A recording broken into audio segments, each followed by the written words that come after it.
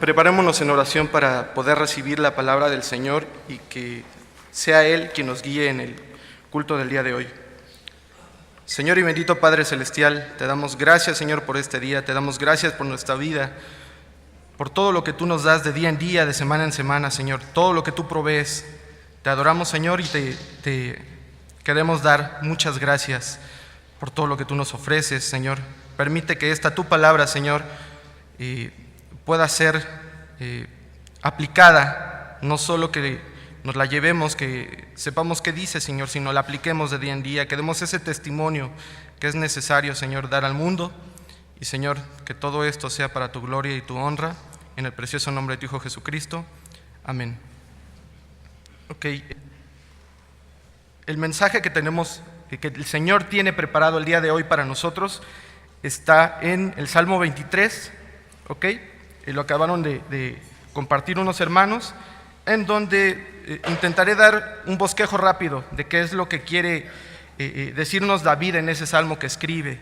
David declara que Jehová es su guía, ¿sí? Es su líder espiritual, es su pastor, que puede estar confiado en que nada, absolutamente nada, nos va a faltar. En ningún momento hace una pausa, en ningún momento duda de que el Señor proveerá. Es una afirmación, ¿sí? En el versículo 2 y 3 dice: me hará descansar, puede estar confiado que transitaré por caminos seguros, libres de todo peligro. El Señor se encarga de que yo pueda estar confiado, de que yo pueda estar tranquilo, de que no pueda dudar, ni siquiera pueda, puede estar desprotegido. Dice en el versículo 4, aunque ande en valle de sombra de muerte, no temeré. Dice, aunque vaya por un camino con una oscuridad tan profunda e intimidante, no me dará miedo porque Dios siempre estará a mi lado.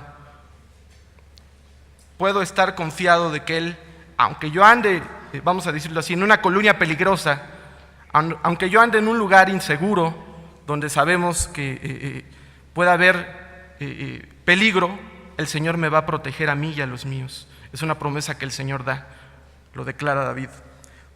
También en el versículo 4, que es donde nos vamos a centrar el día de hoy, dice, su disciplina y su guía siempre me animarán a seguir adelante. Me preparas banquete a vista plena de mis enemigos. Mis enemigos pueden darse cuenta que mi Señor tiene preparado algo grande para mí, me prepara banquete, tiene algo asombroso para mí, ¿sí? Me cuida, me provee de ese alimento, no solo espiritual, también algo que necesito es alimento. ¿Para qué? Para poder tener las energías. Ese alimento espiritual, ¿para qué? Para poder tener fe en el Señor, que sus promesas son válidas. En el contexto judío, también este versículo menciona que el aceite es un símbolo de regocijo, se usa para dar la bienvenida a los invitados, para otorgarles honor, ¿sí? El Señor nos recibe, nos unge con su aceite precioso. Y además algo muy importante, el aceite es tipo del Espíritu Santo también. Es esa presencia que no se aleja de nosotros cuando hemos aceptado como único y suficiente Salvador, ¿ok? La unción también simboliza la consagración de la persona a Dios para una función particular dentro de los propósitos divinos. ¿Qué quiere decir esto? Que a los ungidos por Dios tienen una tarea muy específica, que el Señor les otorgará potestad. ¿Potestad de qué? De predicar su palabra. Es algo que no todos nos atrevemos, nos da miedo, no todos tenemos un testimonio que pueda decirse ejemplar, digno de presumirse, pero el Señor es quien sustenta, el Señor es quien nos ayuda a poder dar ese testimonio. Nada por nuestras fuerzas, no lo olvidemos. ¿Cuál es también uno de los beneficios? Lo mencioné, es a esa persona que es ungida, es investirla de poder. ¿Para qué? Todo tiene un propósito, recordemos. ¿Cuál es ese propósito? Desempeñar los deberes, llevar a la acción las encomiendas de nuestro Señor, ¿sí? Aquellas personas que son ungidas tienen un propósito. ¿Cuál es ese propósito? El Señor, habría que preguntarle. Cada uno de nosotros tenemos una función específica. Somos parte de un cuerpo ¿Qué función, hermano, estás desempeñando el día de hoy tú? Y si no estás desempeñando una función, ¿qué pasa contigo? ¿Por qué no has crecido? ¿Por qué no has permitido que el Señor obre en tu vida?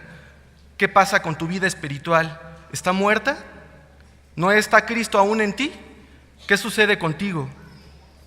Mateo 28:18 dice: toda potestad me es dada en el cielo y en la tierra. Esa potestad a sus ungidos, vamos a decirlo así, es compartida. No puedo tener miedo. Tengo una responsabilidad que hacer. No puedo hacerlo a un lado. Al tener una relación con Dios, esto es, al seguirle, viviré rodeado de su misericordia y en su casa estaré viviendo, tendrá un lugar para mí. Básicamente es lo que nos dice el Salmo 23. Ahora, David pudo describir perfectamente esas tareas a realizar de un pastor. ¿Por qué? Porque él tuvo que realizar. Él fue el ungido de Dios. Dios tuvo para él una función específica. ¿Cuál fue? Llevar a su rebaño, pastorear a su rebaño. No es una tarea fácil. No es una tarea que incluso la iglesia sepa agradecer en muchas ocasiones. No solo es importante el cuidado, el amor, la protección, debemos tomar en cuenta la disciplina. Es algo muy importante, la cual implica corrección, amonestación. En el versículo 4 menciona la vara y el cayado, herramientas indispensables que el Señor usa, que seguramente no nos gustan y que Él sabe. Ahora, para desarrollar más este tema, me gustaría que nos fuéramos a Hebreos 12, del 5 al 11. Dice Hebreos 12, del 5 al 11: y habéis ya olvidado la exhortación que como a hijos se os dirige, diciendo: hijo mío, no menosprecies la disciplina del Señor, ni desmayes cuando eres reprendido por Él, porque el Señor al que ama disciplina y azota a todo el que recibe por hijo. Si soportáis la disciplina, Dios os trata como a hijos, porque ¿qué hijo es aquel a quien el Padre no disciplina? Pero si se os deja sin disciplina, de la cual todos han sido participantes, entonces sois bastardos y no hijos. Por otra parte, tuvimos a nuestros padres terrenales que nos disciplinaban y los venerábamos. ¿Por qué no obedeceremos mucho mejor al Padre de los espíritus y viviremos? Y aquellos ciertamente por pocos días nos disciplinaban como a ellos les parecía, pero para lo que nos es provechoso, para que participemos de su santidad. Es verdad que ninguna disciplina al presente parece ser causa de gozos, sino de tristeza, pero después da fruto apacible de justicia a los que en ella han sido ejercitados. ¿Qué nos dice, qué nos quiere decir David en esta parte? ¿Qué nos quiere decir Hebreos del 5 al 11? La disciplina es importante, hermanos. Muchas veces no nos gusta que nos exhorten, no nos gusta que nos corrijan, no nos gusta que nos llamen la atención cuando hemos hecho algo malo. Es importante que lo hagamos, todo tiene un propósito. ¿Cuál sería el propósito del Señor al usar esa vara? Corregir lo que está mal en nuestras vidas. Muchas veces cuando es señalado lo que hemos hecho mal, nos disgustamos, no nos gusta, pero en su palabra indica que tenemos que ser corregidos, que tenemos que someternos a disciplina. ¿Por qué? Porque todos tenemos una carga del viejo hombre que debe ser expuesta, que debe ser crucificada, debe morir ese yo, debe morir ese pecado en la cruz. Si no le damos esa muerte, ¿qué quiere decir? Sigo conviviendo con esa parte, tengo una dualidad en mi vida. Tengo una vida nueva que me ofrece Cristo, pero sigo con el pecado. ¿Es eso posible? ¿Puede ser eso posible en la vida de un cristiano? Si hemos llegado a Cristo, somos nuevas criaturas. Entonces, no puede ser posible. Entonces, ¿qué sucede con esa vida espiritual? ¿Estamos dando un buen testimonio? ¿No lo estamos dando? ¿Por qué? ¿Qué está sucediendo en esa vida? En esa vida de ese creyente. La disciplina, como primer punto, me gustaría aclarar que es solo para la iglesia. Como lo menciona en Hebreos, esa disciplina está enfocada para sus hijos. ¿Y quiénes ¿Quiénes pueden decirse los hijos de Dios? Juan 1:12. Mas a todos los que le recibieron, a todos los que creen en su nombre, les dio potestad de ser hechos hijos de Dios. Todos los que tienen fe en Dios, que creen en el Señor. Aquellos que no hayan tenido un encuentro, aquellos que no crean en Jesús, ¿de veras somos sus hijos? ¿De veras podremos jactarnos de decir que somos sus hijos? Cuando ni siquiera creemos en Dios, cuando ni siquiera confesamos quién es Jesús, nuestro único y suficiente Salvador. ¿De veras somos hijos de Dios? ¿De veras podríamos decir que Dios nos ha rescatado? Como hijo de Dios, necesito comprender que todo lo que he aprendido del mundo debe ser desechado. Por lo tanto, tenemos que aprender a cambiar hábitos, a ver las situaciones bajo la visión de Cristo. Ya no vivo yo, mas vive Cristo en mí. Ya no debo tomar yo las decisiones, ya no debo actuar como esa persona, como ese viejo hombre que actuaba impulsivamente, que actuaba bajo sus impulsos, bajo lo que creía que estaba bien. Además, Cristo bien sabe cómo tratar con sus hijos. Él nos conoce tan bien, como dice Juan 10:14, yo soy el buen pastor y conozco mis ovejas y las mías me conocen. El Señor sabe cómo tratar con cada uno de sus hijos, sabe cómo reprendernos, sabe cómo felicitarnos, sabe cómo exhortarnos, pero nosotros como hijos de Dios, ¿sabemos aceptar esa disciplina? ¿Sabemos escuchar a la palabra de Dios cuando nos exhorta, cuando nos redarguye? ¿O simplemente queremos escuchar cuando nos felicitan? A veces estamos tan ansiosos de reconocimiento que lo que queremos escuchar es: lo hiciste bien, lo hiciste bien, lo hiciste bien. Pero cuando hemos hecho algo malo y se señala, ¿qué decimos? Estoy enfadado, me molesta, me incomoda. Perdón, hermanos, pero cuando llegamos a Cristo, la palabra nos confronta con ese pecado que tenemos en nuestra vida. Y si no somos confrontados, entonces, ¿cómo podemos darnos cuenta de que somos pecadores? ¿Cómo podemos darnos cuenta de que hemos hecho mal y que necesitamos cambiar, que necesitamos dar un giro a esa vida que tengo? Si antes me dirigía hacia el pecado, tengo que cambiar de dirección. No puedo seguir en el mismo rumbo que lleva el mundo, porque ese solo me lleva a la condenación, a la muerte eterna.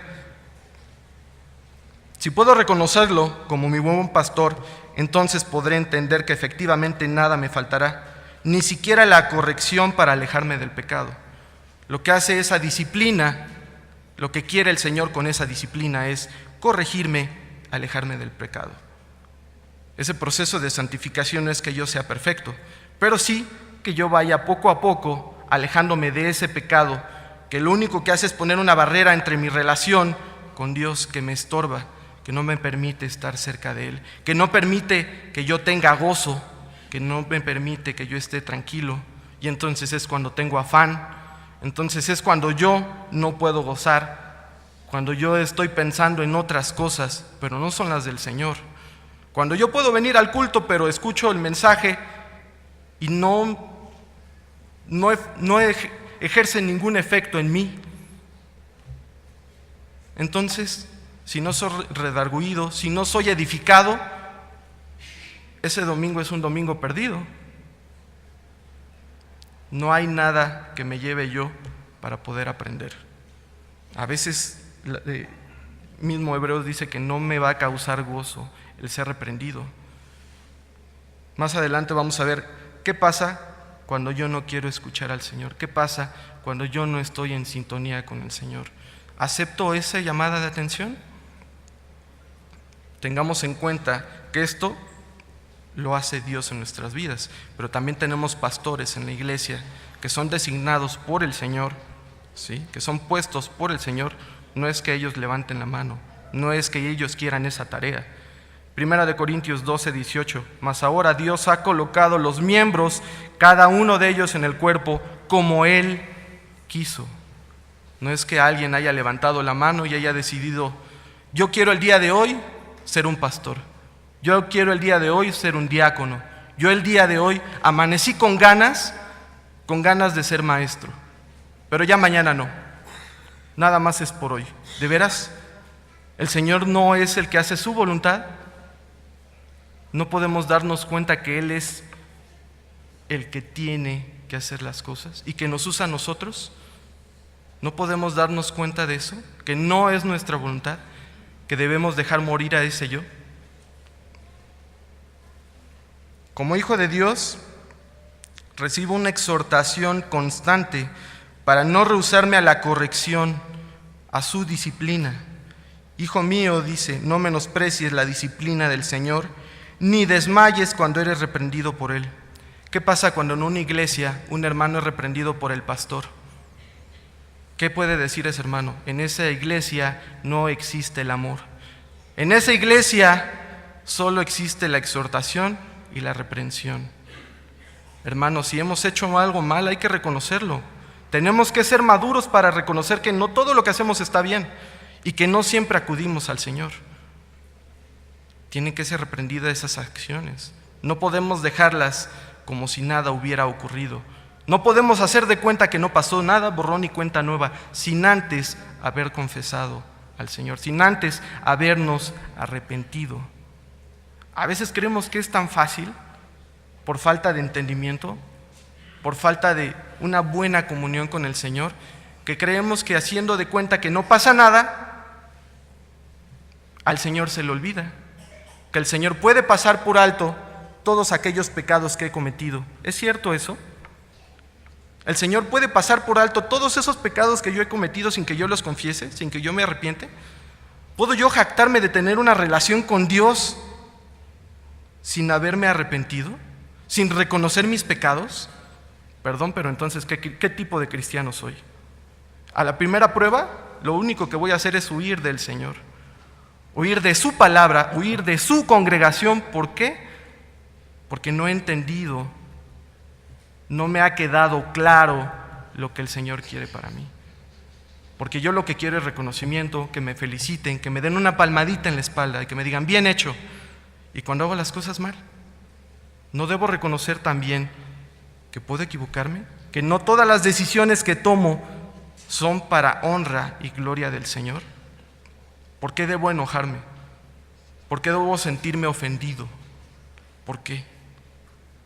Si el Señor ha investido poder en esa persona como pastor, ¿quién soy yo para ir en contra del Señor? ¿Soy o no soy su hijo? Si yo fuera su hijo, claro que me molestaría, pero entendería que es por mi bien.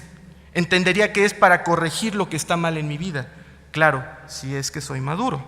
Claro, si es que estoy dándome cuenta de lo que realmente estoy haciendo. ¿Qué tipo de actitud debo tener yo?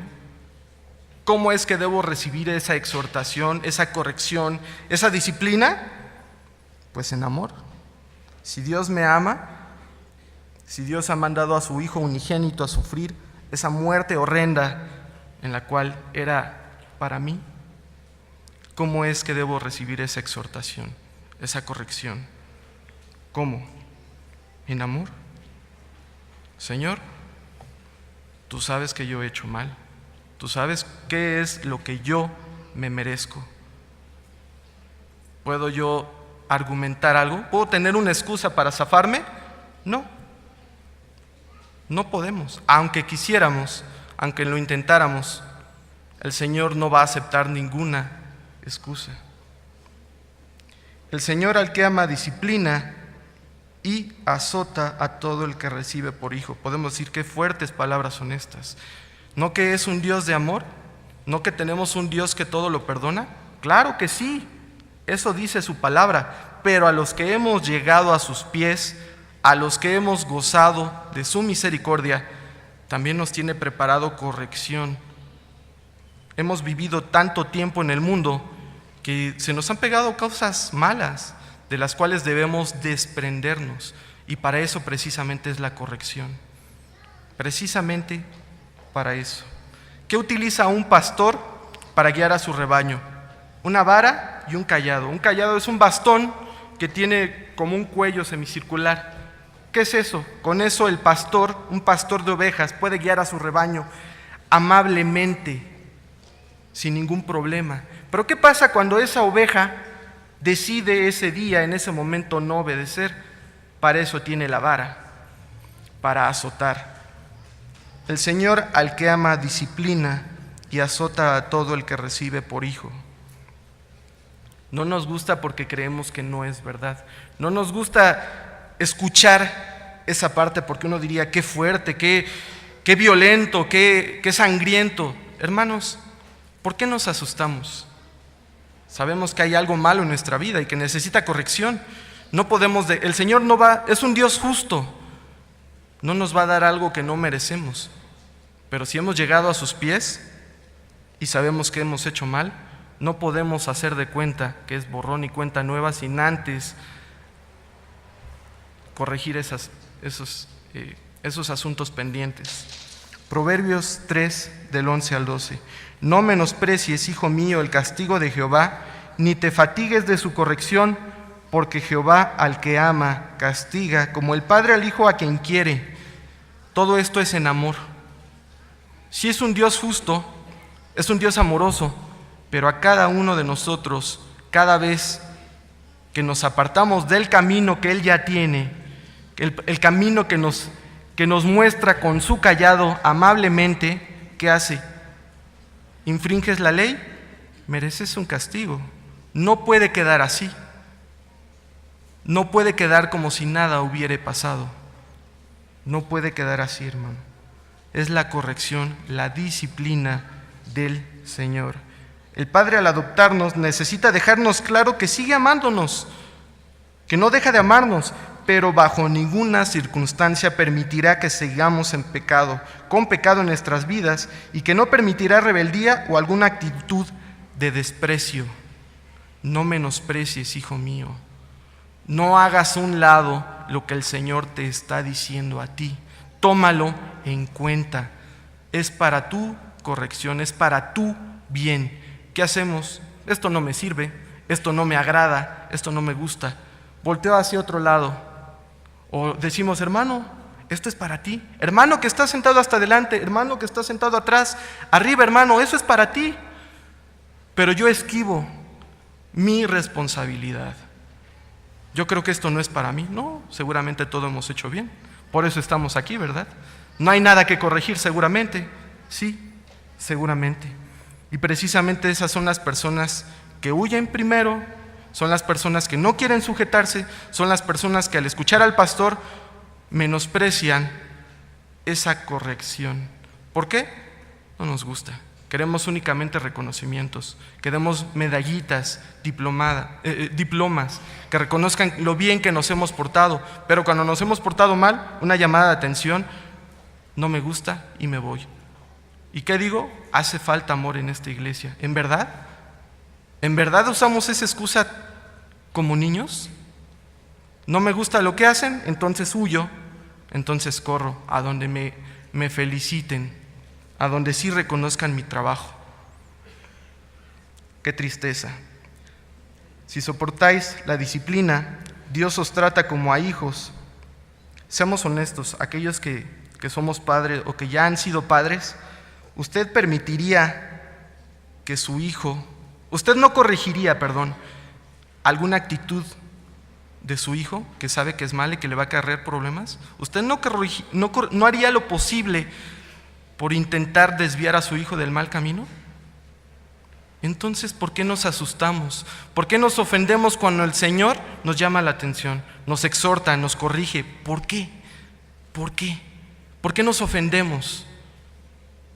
¿Por qué desmayamos y decimos, es que esta reprensión es muy grande? Bueno, el pecado que has cometido, hermano, así lo merece.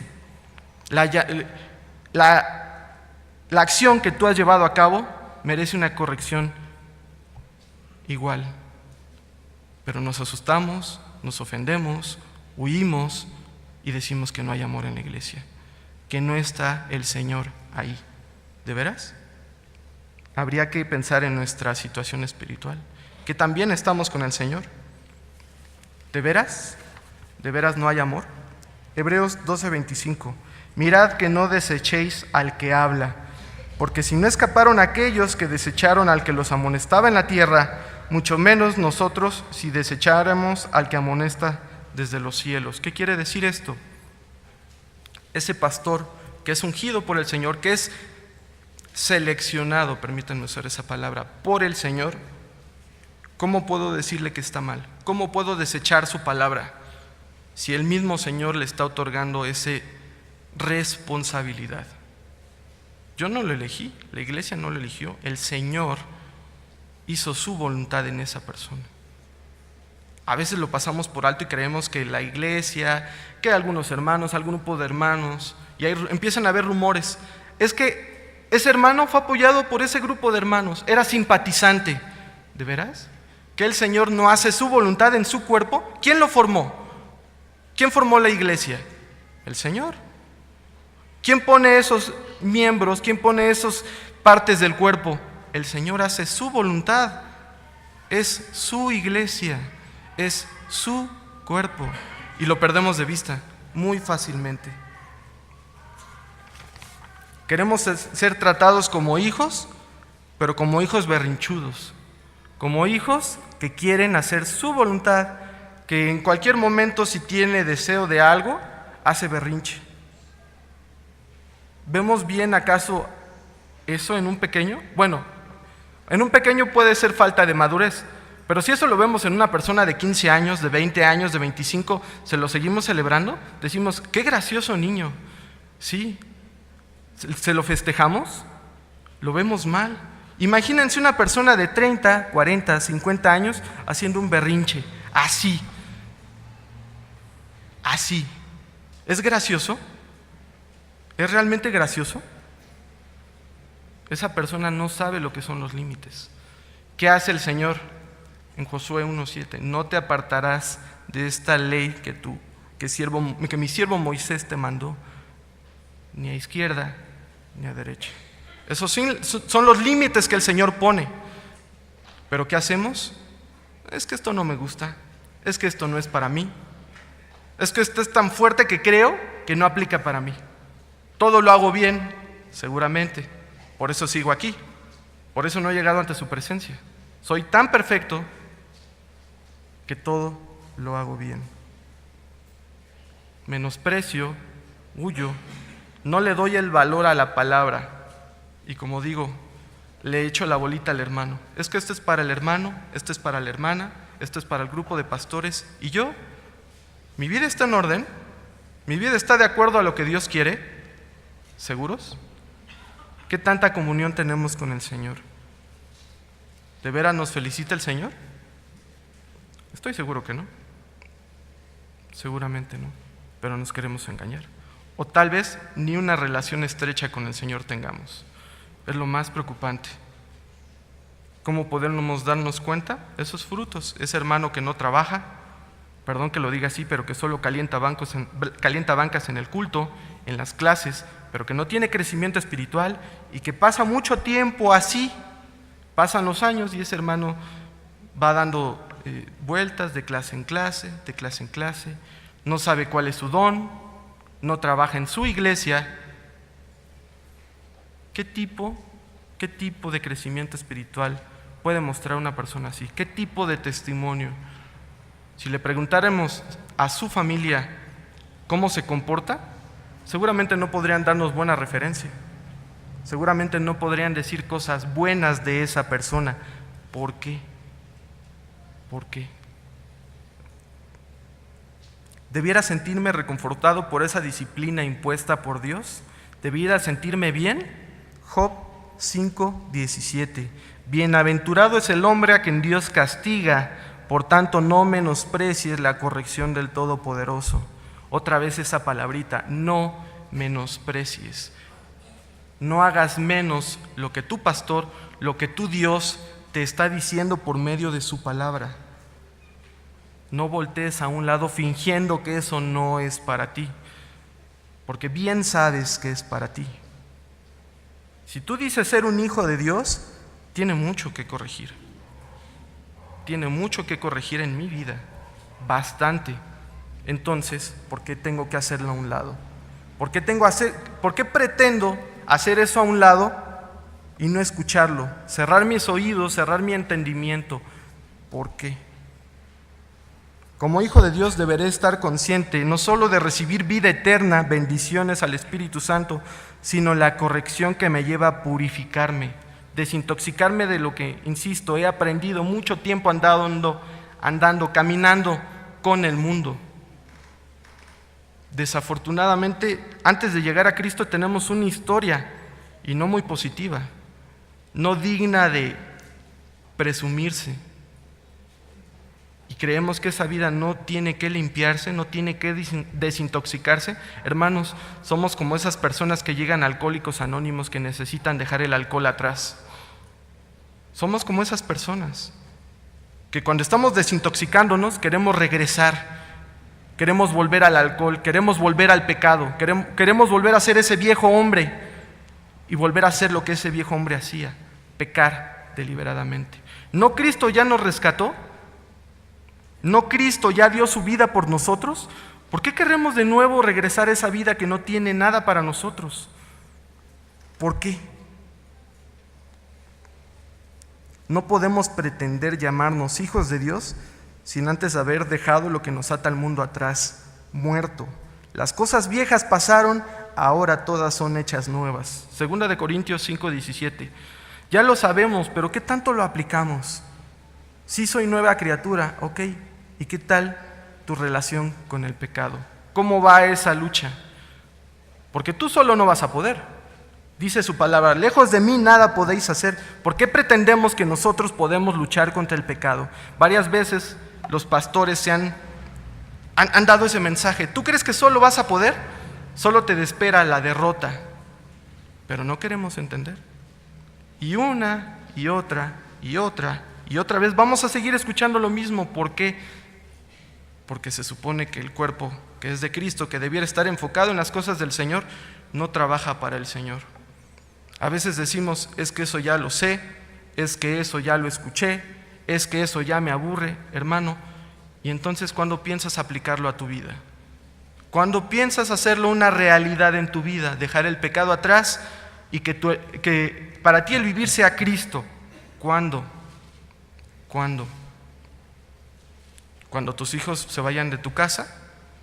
¿Cuando seas mayor? ¿Cuando te jubiles?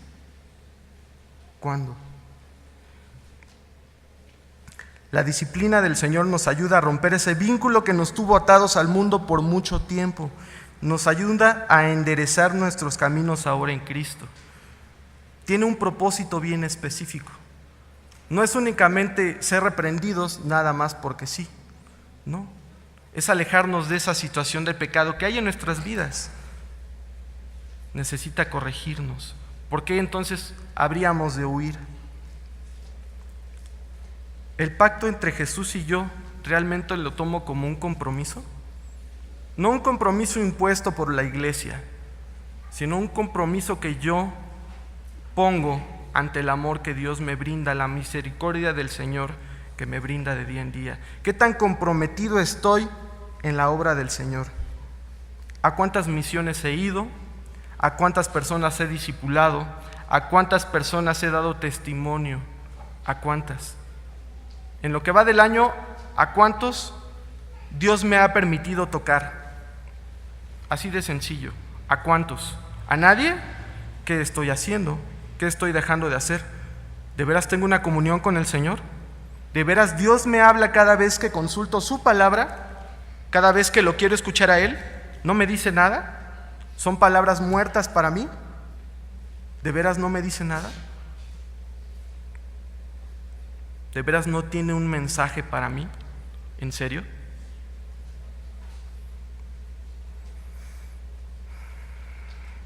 Muchas veces creemos que cuando llegamos a los pies de Cristo, nuestra vida será más fácil, nuestra vida ya no va a tener complicaciones, nuestra vida va a ir muy fácil. Cuando uno empieza a tener las primeras pruebas, ¿qué sucede? Hay personas que huyen, hay personas que se dan cuenta que tal vez no era lo que esperaban o lo que les platicaron. Muchas veces sucede eso. ¿Por qué te alejas? Si Dios tiene palabras de vida para ti, Dios tiene una vida nueva para ti. ¿Por qué es que nos alejamos? ¿Por qué es que se alejan esas personas? ¿Realmente eran del Señor? ¿Realmente? ¿O las personas que tienen mucho tiempo aquí que dejamos de ver de repente, realmente eran del Señor? Andan brincando de iglesia a iglesia, andan escapando, huyendo del Señor, de su congregación. ¿Por qué? ¿Son maduras realmente? ¿Realmente escuchan al Señor? ¿Realmente están atentas a lo que el Señor dice? ¿Sí? ¿Y por qué se van? Dice su palabra que el Señor pone los miembros en el cuerpo donde Él quiere, a su voluntad, a su manera. ¿Por qué tendría yo que elegir irme del cuerpo donde el Señor me puso a mí? Sí, tal vez soy un dedo del pie. ¿Y cuál es el problema? Es que yo quiero ser reconocido. Yo quiero que todo el mundo me vea. Yo quiero que todo el mundo me aplauda. ¿Sí?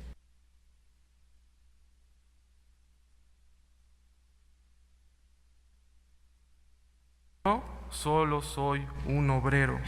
Yo solo soy esa parte del cuerpo que el Señor puso ahí por su misericordia.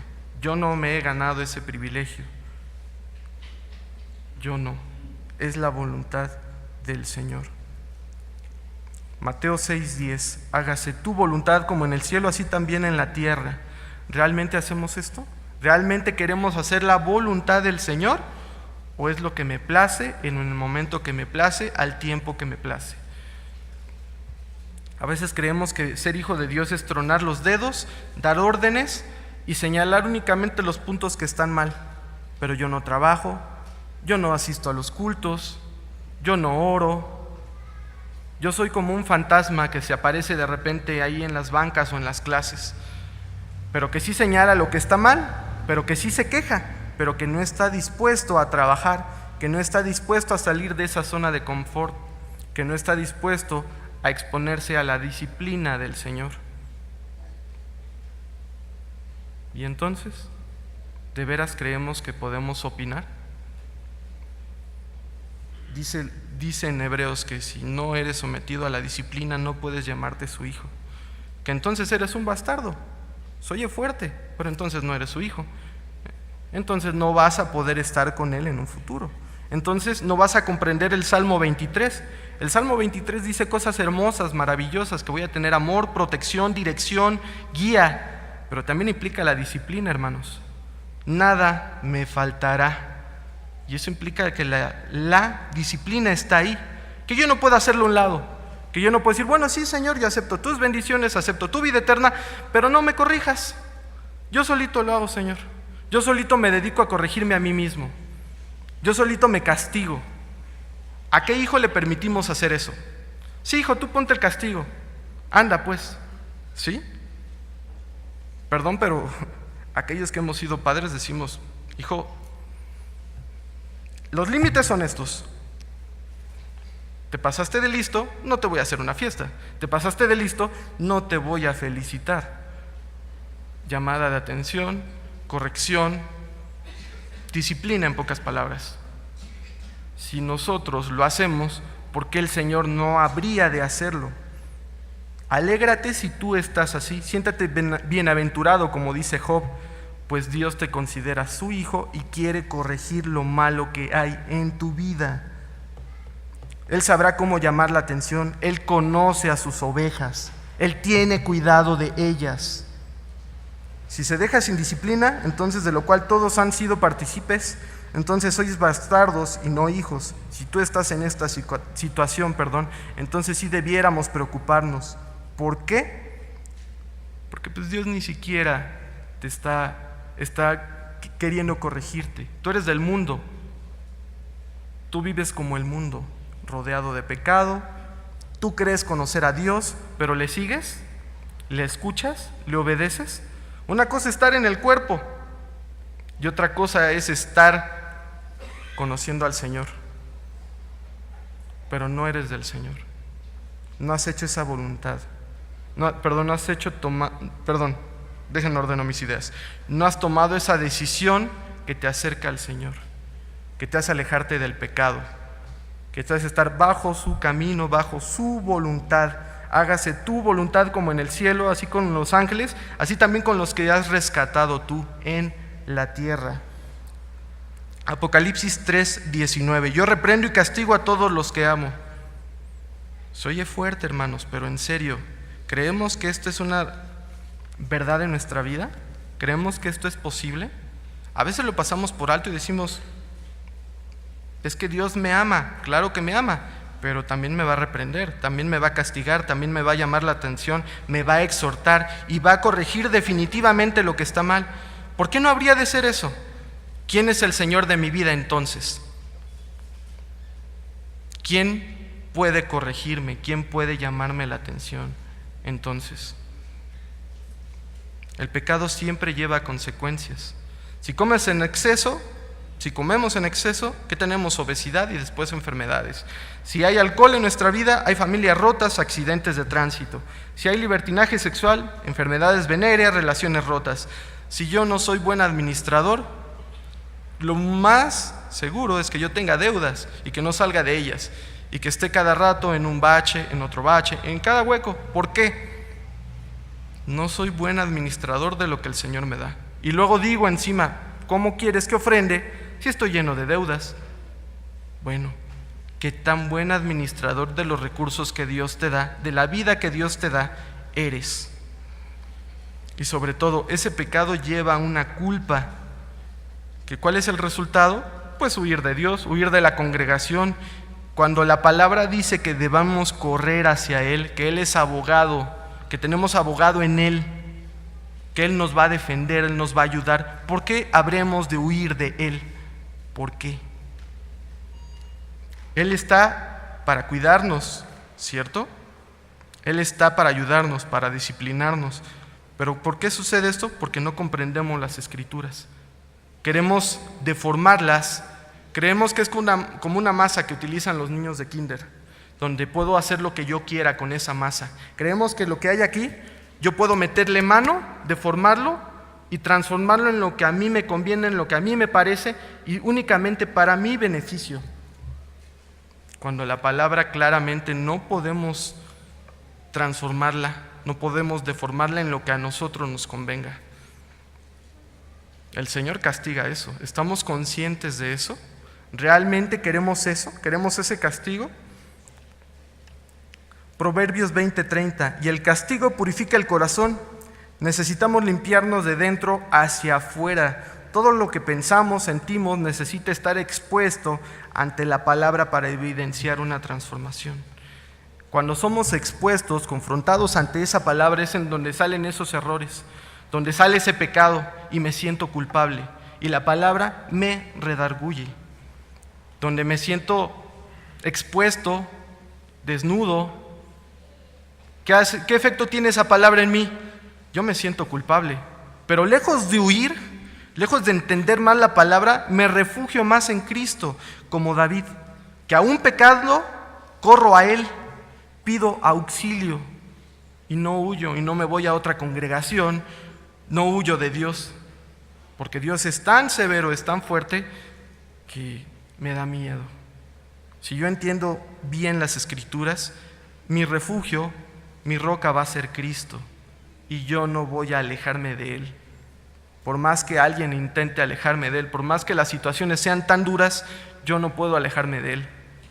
¿Qué hijo puede estar lejos de su padre? ¿Qué hijo puede estar lejos de su familia? Los extrañamos cuando no los vemos, los extrañamos cuando no están cerca. Cuando estamos lejos de Dios, ¿realmente le extrañamos? ¿Extrañamos su presencia? ¿Sentimos que Él está ahí? Salmos 39:11. Con castigos por el pecado, corrige al hombre. Enderezar los caminos que fueron torcidos por todos nuestros pecados. Eso es lo que hace la palabra. Nos expone y nos dice cuál es la ruta que debemos tomar, cuál es el camino por el que debemos andar. Seguramente no nos agrada, seguramente no nos gusta, pero necesitamos ser desnudados ante la palabra, confrontados para poder abrir los ojos. ¿Qué le pasó a Saulo? Fue confrontado. Él iba en un caballo y ¿qué pasó? ¿Siguió en ese caballo? Cayó humillado ante esa luz. ¿Y qué le dijo esa luz? Sigue como vas. Sigue haciendo lo que estás haciendo. No hay ningún problema. A veces somos tan soberbios que no queremos reconocer la palabra, que no reconocemos a quién hemos llegado y no queremos escuchar. La pregunta es, ¿qué vas a hacer con esa nueva vida que Dios te ha dado? ¿Vas a seguir rehusando a la disciplina? ¿Vas a seguir haciéndolo a un lado? ¿Qué vas a hacer? ¿Seguir pecando para que la gracia de nuestro Señor sobreabunde? ¿Menospreciar la palabra, haciendo que el Señor te perdone una y otra vez? Y eso si te arrepientes. Muchas veces se escucha hermanos que dicen, Dios me va a perdonar, Dios me va a perdonar, y yo no debo confesar, yo no debo acercarme a Él, no lo debo hacer, de veras no lo debo hacer. Él es el que se tiene que acercar a mí, ¿sí? Imagínense qué tipo de relación tiene un hermano que piensa eso. No ha entendido las Escrituras, no es otra cosa que no tiene comunión, no tiene intimidad con el Señor, y huye, y hace lo que quiere, y grita, y se enoja, y exige, porque cree que lo que él está haciendo está bien. Cree, desde su perspectiva, cree que no necesita corrección, todo lo hace perfecto. ¿Ok? Dios me ofrece una vida diferente como conclusión, totalmente alejada del pecado. Me muestra el camino por el que debo andar, es el callado, que amablemente me indica por dónde quiere que yo transite. Esto implica aceptar que en mi vida hay pensamientos y actitudes que deben ser corregidos. Dios usa su vara para limpiarme, para ofrecerme entendimiento, sabiduría, para poder limpiar mi vida y evitar el pecado que me aleja de mi Padre. Gracias a eso, yo puedo reconocer qué ha hecho Dios en mi vida. Puedo darle gracias, porque puedo darme cuenta que Él es quien me aleja de ese pecado. Él lo borra de mi vida, Él lo sana, si yo lo pongo en sus manos, si yo me acerco a Él confiadamente. Porque aquel que no lo hace, ¿cómo puede hacerse llamar su hijo?